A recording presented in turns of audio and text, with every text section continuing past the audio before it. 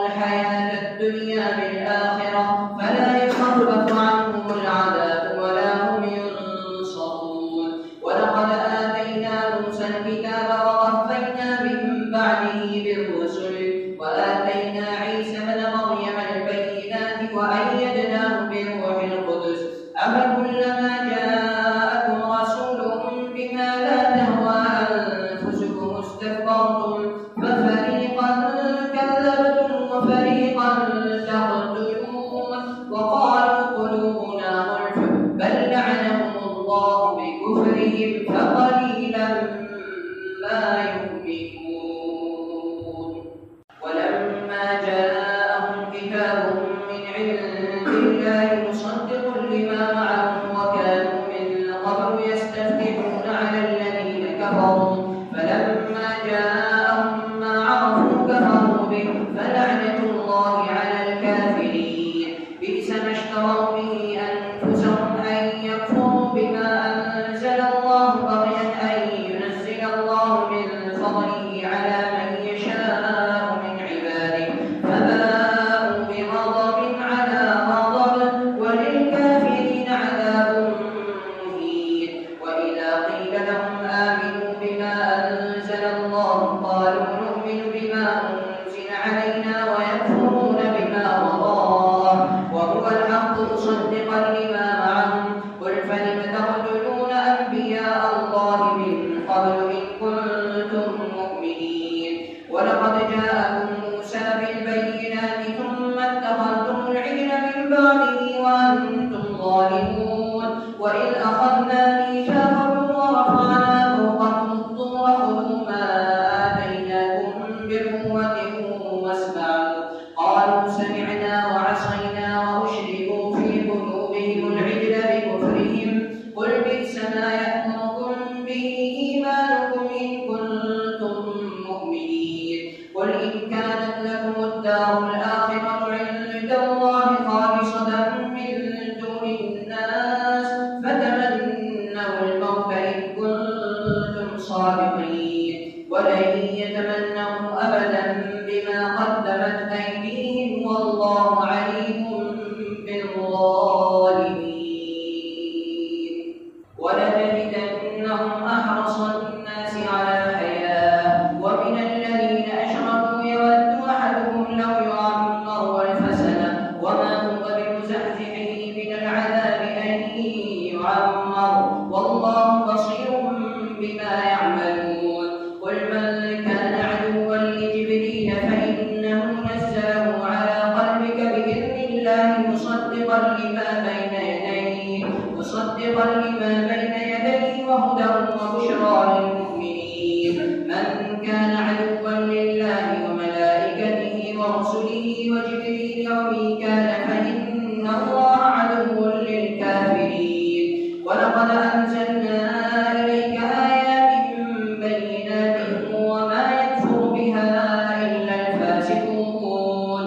أوكلما عاهدوا عهدا نبذه فريق منهم بل أكثرهم لا يؤمنون. ولما جاءهم رسول من عند الله مصدق لما معهم نبذ فريق من الذين أوتوا كتاب الله وراء ظهورهم كأنهم لا يعلمون. واتبعوا ما تتلو الشياطين على ملك سليمان وما كفر سليمان ولكن الشياطين كفروا يعلمون الناس السحر وما أنزل على الملكين ببابل هاروت وماروت وما يعلمان من أحد حتى يقولا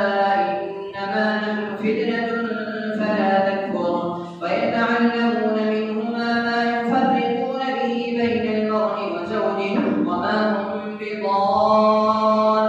به من أحد إلا بإذن الله ويتعلمون ما يضرهم ولا ينفعهم ولقد علموا لمن اشتراه ما له في الآخرة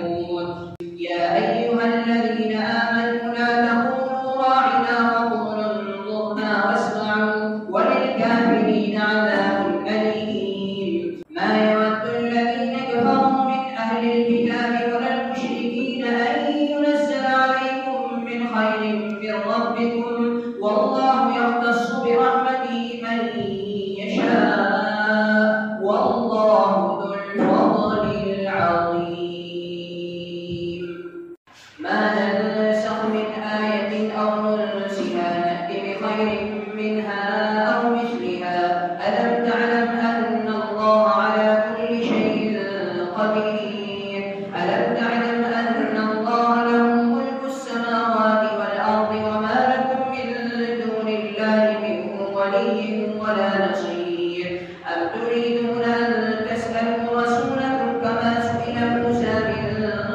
قبل ومن يتبدل الكفر بالإيمان فقد ضل سواء السبيل ود كثير من أهل الكتاب لو يردونكم من بعد إيمانكم كفارا حسدا من عند أنفسهم من بعد ما تبين لهم الحق فاعفوا واصفحوا حتى يأتي الله بأمره إن الله على كل شيء قدير وأقيموا الصلاة وآتوا الزكاة وما تقدموا لأنفسكم من خير تجدوه عند الله إن الله بما تعملون بصير وقالوا لن يدخل الجنة إلا من كان هودا أو نصارى تلك أمانيهم قل هاتوا برهانكم إن كنتم صادقين بلى من أسلم وجهه لله وهو محسن فله أجره عند ربه ولا خوف عليهم ولا هم يحزنون. وقالت اليهود ليست النصارى على شيء ليست اليهود على شيء وهم يتلون الكتاب كذلك قال الذين لا يعلمون مثل قولهم فالله يحكم بينهم يوم القيامة فيما كانوا فيه يختلفون. ومن أظلم ممن منع مساجد الله أن يذكر فيها اسمه وسعى في خرابها أولئك ما كان لهم أن يدخلوها إلا خائفين لهم في الدنيا خزي ولهم في الآخرة عذاب عظيم ولله المشرق والمغرب فأينما تولوا فثم وجه الله ولله المشرق والمغرب فأينما تولوا فثم وجه الله إن الله واسع عليم وقالوا اتخذ الله ولدا سبحانه بل له ما في السماوات والأرض كل له قانتون بديع السماوات والأرض وإذا قضى أمرا فإنما يقول له كن فيكون وقال الذين لا يعلمون لولا يكلمنا الله أو تأتينا آية كذلك قال الذين من قبلهم مثل قولهم تشابهت قلوبهم قد بينا الآيات لقوم يوقنون إنا أرسلناك بالحق بشيرا ونذيرا ولا تسأل عن أصحاب الجحيم ولن ترضى عنك اليهود ولا النصارى حتى تتبع ملتهم قل إن هدى الله هو الهدى ولئن اتبعت أهواءهم بعد الذي جاءك من العلم إنك إذا لمن الظالمين ما لك من الله من ولي ولا نصير الذين آتيناهم الكتاب يتلونه حق تلاوته أولئك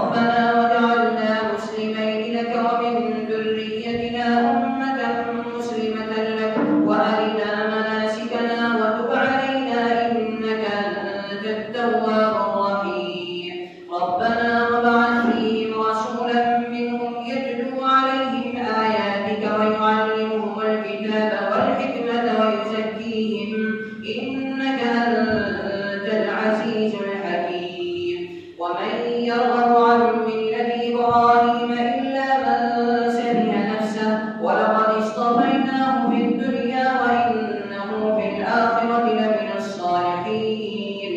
إذ قال له ربه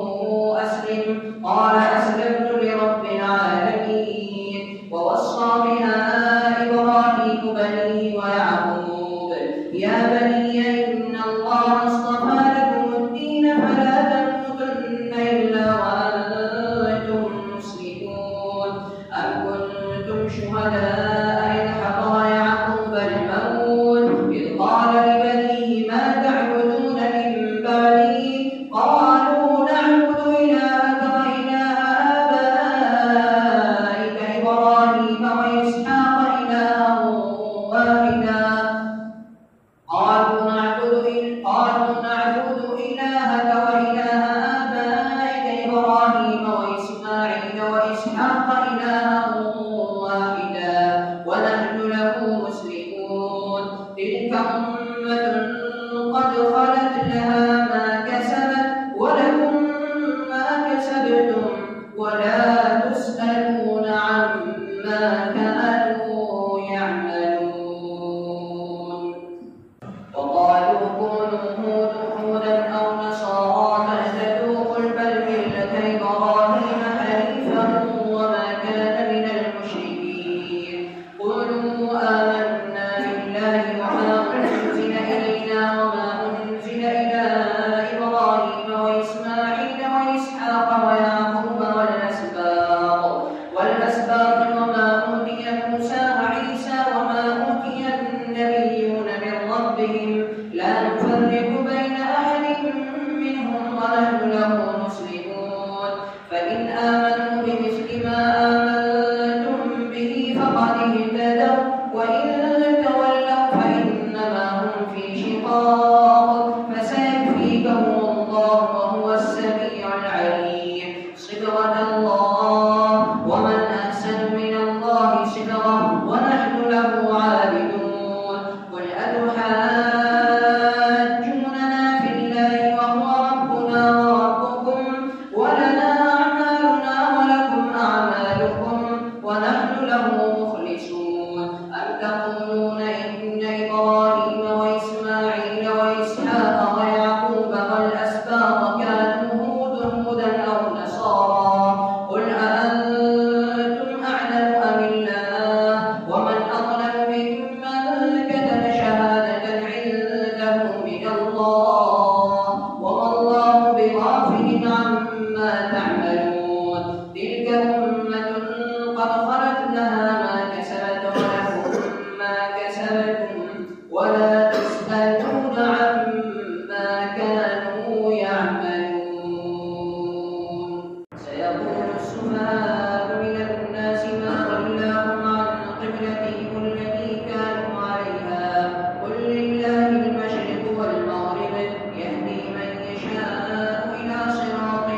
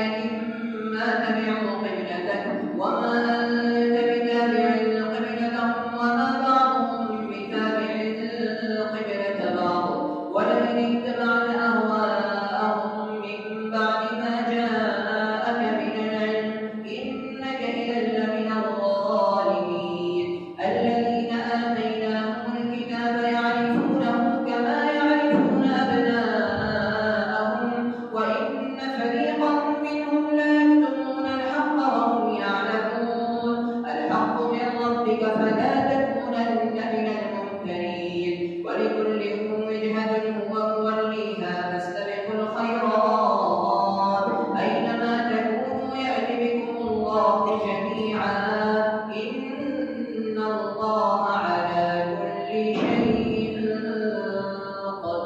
قدير ومن حيث خرجت فول وجهك شطر المسجد الحرام وإنه للحق من ربك وما الله بغافل عما تعملون ومن حيث خرجت فول وجهك شطر المسجد الحرام وحيث ما كنتم فولوا وجوهكم شطره لئلا يكون للناس عليكم حجة إلا الذين ظلموا منهم فلا تخشوهم واخشوني ولأتم نعمتي عليكم ولعلكم تهتدون كما أرسلنا فيكم رسولا منكم يتلو عليكم آياتنا ويزكيكم ويعلمكم الكتاب والحكمة ويعلمكم ما لم تكونوا تعلمون فاذكروني أذكركم واشكروا لي ولا تكفرون يا أيها الذين آمنوا استعينوا بالصبر والصلاة يا أيها الذين آمنوا استعينوا بالصبر والصلاة يا أيها الذين آمنوا استعينوا بالصبر والصلاة إن الله مع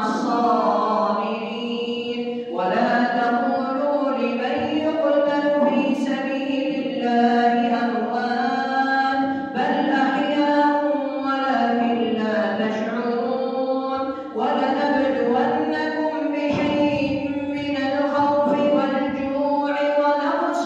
من الأموال والأنفس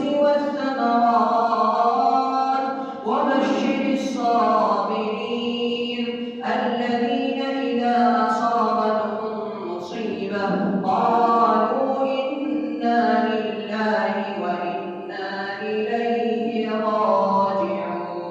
راجعون أولئك عليهم صلوات من ربهم ورحمة وأولئك هم المهتدون إن الصفا والمروة من شعائر الله فمن حج البيت أو اعتمر فلا جناح عليه أن يطوف بهما ومن تطوع خيرا فإن الله شاكر عليم إن الذين يكتمون ما أنزلنا من البينات والهدى من بعد ما بيناه للناس في الكتاب أولئك يلعنهم الله ويلعنهم اللاعنون إلا الذين تابوا وأصلحوا وبينوا فأولئك أتوب عليهم وأنا التواب الرحيم إن الذين كفروا وماتوا وهم كفار أولئك عليهم لعنة الله والملائكة والناس أجمعين خالدين فيها لا يخفف عنهم العذاب ولا هم ينظرون وإلهكم إله واحد لا إله إلا هو الرحمن الرحيم إن في خلق السماوات والأرض واختلاف الليل والنهار والفلك التي تجري في البحر بما ينفع الناس وما أنزل الله من السماء من ماء فأحيا به الأرض بعد موتها وبث فيها من كل دابة وتصريف الرياح والسحاب المسخر بين السماء والأرض لآيات لقوم يعقلون ومن الناس من يتخذ من دون الله أندادا يحبونهم كحب الله والذين آمنوا أشد حبا لله ولو يرى الذين ظلموا إذ يرون العذاب أن القوة لله جميعا وأن الله شديد العذاب إذ تبرأ الذين اتبعوا من الذين اتبعوا ورأوا العذاب وتقطعت بهم الأسباب وقال الذين اتبعوا لو أن لنا كرة فنتبرأ منهم كما تبرأوا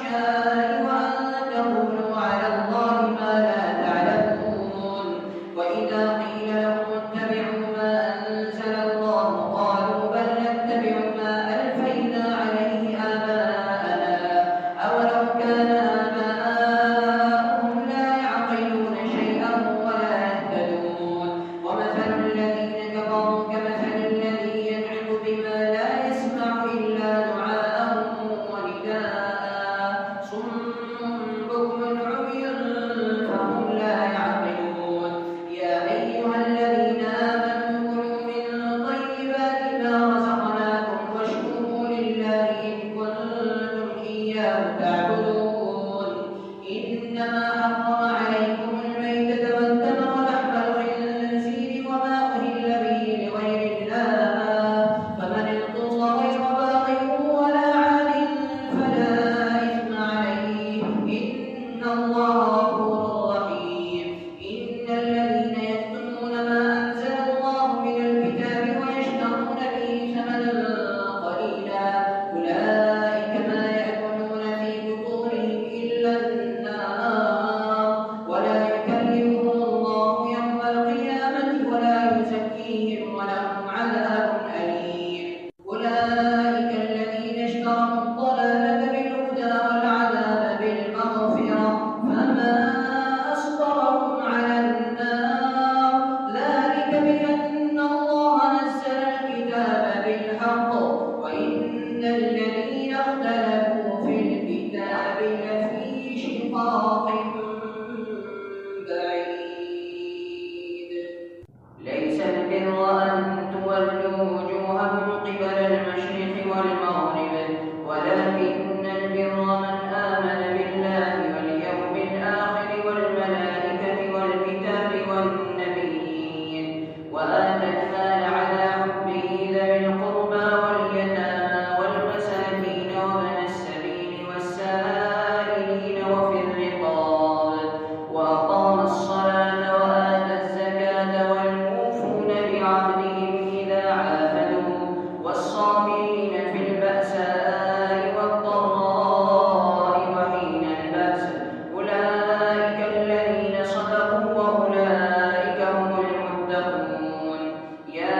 أيها الذين آمنوا كتب عليكم القصاص في القتلى الحر بالحر والعبد بالعبد والأنثى بالأنثى فمن عفي له من أخيه شيء فاتباع بالمعروف وأداء إليه بإحسان ذلك تخفيف من ربكم ورحمة فمن اعتدى بعد ذلك فله عذاب أليم ولكم في القصاص حياة يا أولي الألباب لعلكم تتقون كتب عليكم إذا حضر أحدكم الموت إن ترك خيرا الوصية للوالدين والأقربين بالمعروف حقا على المتقين فمن بدله بعدما سمعه فإنما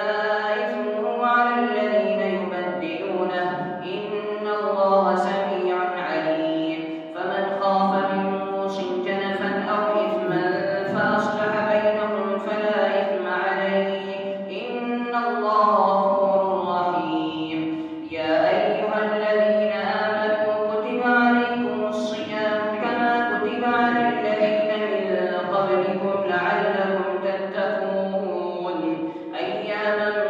معدودات فمن كان منكم مريضا أو على سفر فعدة من أيام أخر وعلى الذين يطيقونه فدية طعام مسكين فمن تطوع خيرا فهو خير له وأن تصوموا خير لكم إن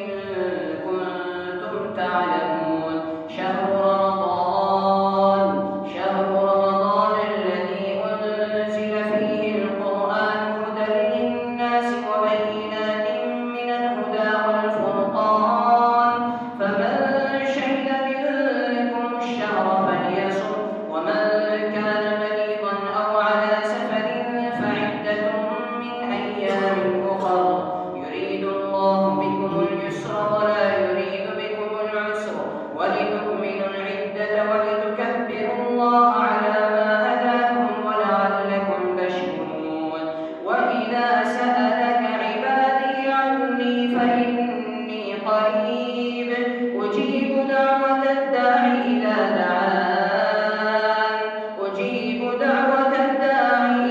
دعان فليستجيبوا لي وليؤمنوا بي لعلهم يرشدون أحل لكم ليلة الصيام الرفث إلى نسائكم هن لباس لكم وأنتم لباس لهن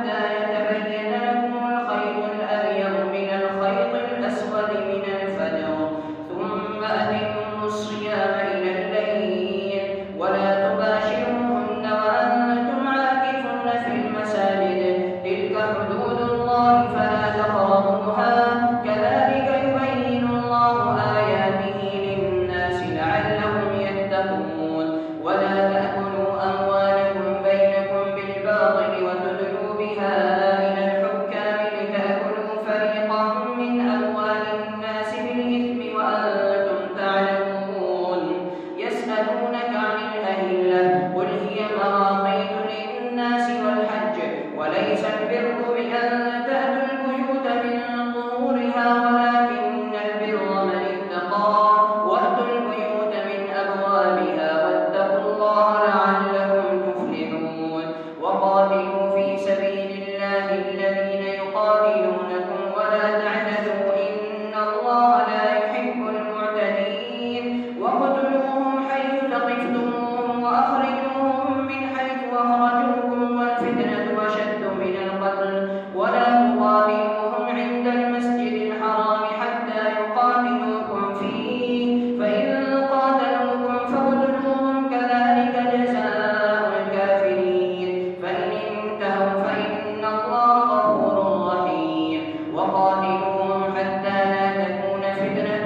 ويكون الدين لله فإن انتهوا فلا عدوان إلا على الظالمين الشهر الحرام بالشهر الحرام والحرمات قصاص فمن اعتدى عليكم فاعتدوا عليه بمثل ما اعتدى عليكم واتقوا الله واعلموا أن الله مع المتقين وأنفقوا في سبيل الله ولا تلقوا بأيديكم إلى التهلكة وأحسنوا إن الله يحب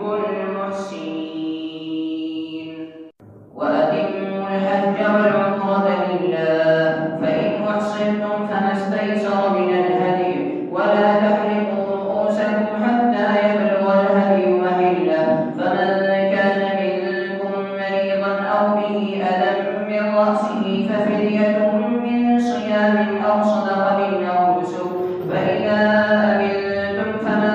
تمتع بالعمرة إلى الحج فما استيسر من الهدي فمن لم يجد فصيام 3 أيام في الحج و7 إذا رجعتم تلك 10 كاملة ذلك لمن لم يكن أهله حاضر المسجد الحرام واتقوا الله واعلموا أن الله شديد العقاب الحج أشهر معلومات فمن فرض فيهن الحج فلا رفث ولا فسوق ولا جدال في الحج وما تفعلوا من خير يعلمه الله وتزودوا فإن خير الزاد التقوى واتقون يا أولي الألباب ليس عليكم جناح أن تبتغوا فضلا من ربكم فإذا أفضتم من عرفات فاذكروا الله عند المشعر الحرام واذكروه كما هداكم وإن كنتم من قبله لمن الضالين ثم أفيضوا من حيث أفاض الناس واستغفروا الله إن الله غفور رحيم فإذا قضيتم مناسككم فاذكروا الله كذكركم آباءكم أو أشد ذكرا فمن الناس من يقول ربنا آتنا في الدنيا وما له في الآخرة من خلاق ومنهم من يقول ربنا آتنا في الدنيا حسنة وفي الآخرة حسنة وقنا عذاب النار ربنا آتنا في الدنيا حسنة وفي الآخرة حسنة وقنا عذاب النار أولئك لهم نصيب مما كسبوا والله سريع الحساب واذكروا الله في أيام معلومات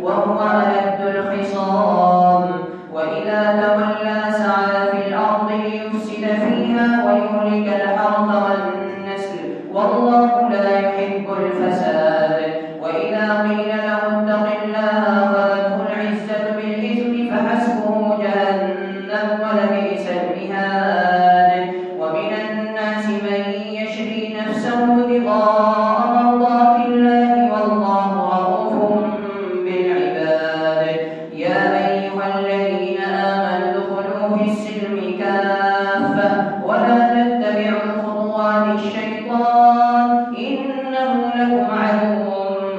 مبين فإن زللتم من بعد ما جاءتكم البينات فاعلموا أن الله عزيز حكيم هل ينظرون إلا أن يأتيهم الله في ظلل من الغمام والملائكة وقضي الأمر وإلى الله ترجع الأمور سل بني إسرائيل كم آتيناهم من آية بينة ومن يبدل نعمة الله من بعد ما جاءته فإن الله شديد العقاب زين للذين كفروا الحياة الدنيا ويسخرون من الذين آمنوا والذين اتقوا فوقهم يوم القيامة والله يرزق من يشاء بغير حساب كان الناس أمة واحدة فبعث الله النبيين مبشرين ومنذرين وأنزل معهم الكتاب بالحق ليحكم بين الناس فيما اختلفوا فيه وما اختلف فيه إلا الذين أوتوه من بعد ما جاءتهم البينات بغيا بينهم فهدى الله الذين آمنوا لما اختلفوا فيه من الحق بإذنه والله يهدي من يشاء إلى صراط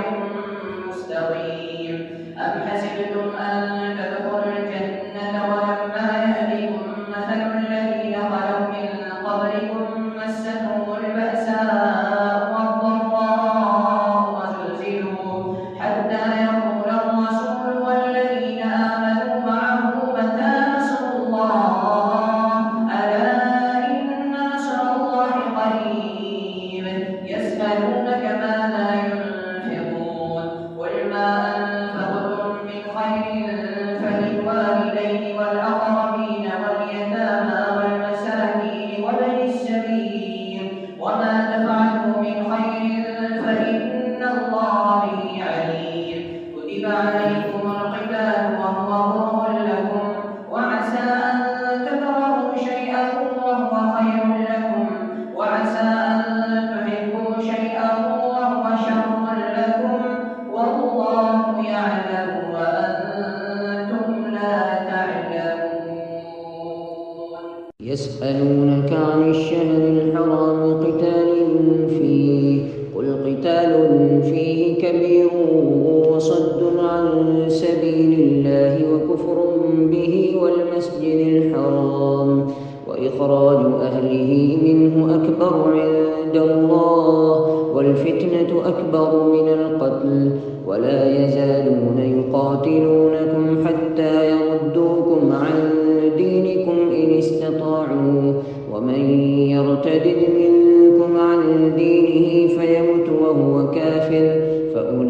فأولئك حبطت أعمالهم في الدنيا والآخرة وأولئك أصحاب النار هم فيها خالدون إن الذين آمنوا والذين هاجروا وجاهدوا في سبيل الله أولئك يرجون رحمة الله والله غفور رحيم يسألونك عن الخمر والميسر قل فيهما إثم كبير ومنافع للناس وإثمهما أكبر من نفعهما ويسألونك ماذا ينفقون قل العفو كذلك يبين الله لكم الآيات لعلكم تتفكرون في الدنيا والآخرة ويسألونك عن اليتامى قل إصلاح لهم خير وإن تخالطوهم فإخوانكم والله يعلم المفسد من المصلح ولو شاء الله لأعنتكم إن الله عزيز حكيم ولا تنكحوا المشركات حتى يؤمنن ولأمة مؤمنة خير من مشركة ولو أعجبتكم ولا تنكحوا المشركين حتى يؤمنوا ولعبد مؤمن خير من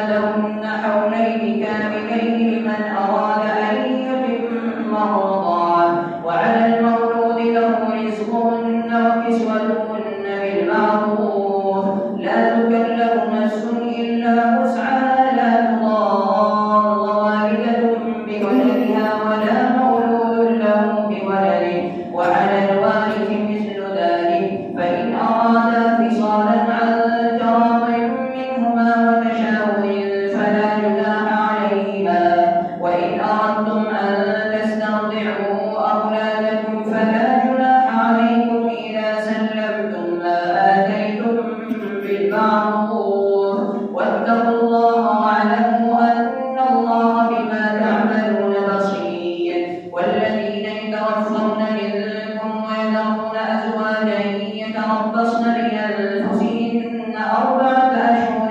وعشرا فإذا بلغن أجلهن فلا جناح عليكم فيما فعلن في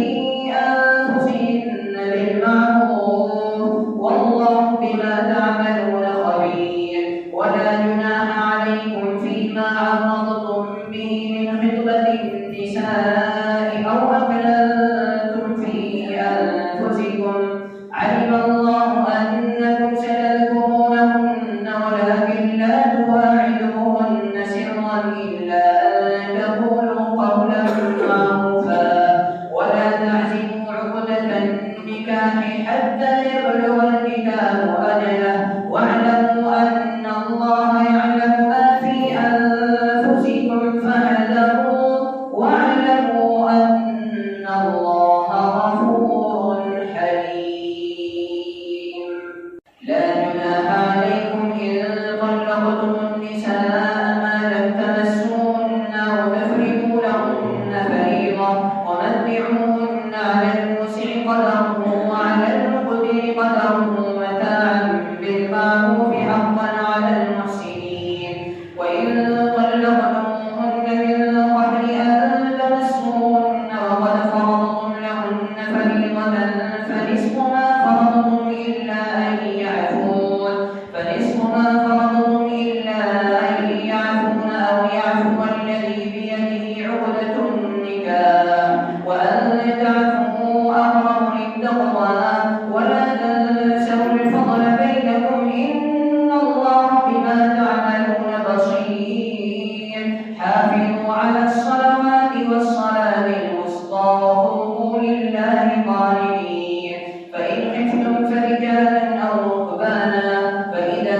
أمنتم فاذكروا الله كما علمكم ما لم تكونوا تعلمون. والذين يتوفون منكم ويذرون أزواجا وصية لأزواجهم متاعا إلى الحول غير إخراج فإن خرجن فلا جناح عليكم فيما فعلن في أنفسهن من معروف والله عزيز حكيم. وللمطلقات متاع بالمعروف حقا على المتقين كذلك يبين الله لكم آياته لعلكم تعقلون. ألم تر إلى الذين خرجوا من ديارهم وهم ألوف حذر الموت فقال لهم الله موتوا ثم أحياهم إن الله لذو فضل على الناس ولكن أكثر الناس لا يشكرون. وقاتلوا في سبيل الله واعلموا أن الله سميع عليم. من ذا الذي يقرض الله قرضا حسنا فيضاعفه له أضعافا كثيرة والله يقبض ويبسط وإليه ترجعون. ألم تر إلى الملأ من بني إسرائيل من بعد موسى إذ قالوا لنبي له ابعث لنا ملكا نقاتل في سبيل الله قال هل عسيتم إن كتب عليكم القتال ألا تقاتلوا قالوا وما لنا ألا نقاتل في سبيل الله وقد أخرجنا من ديارنا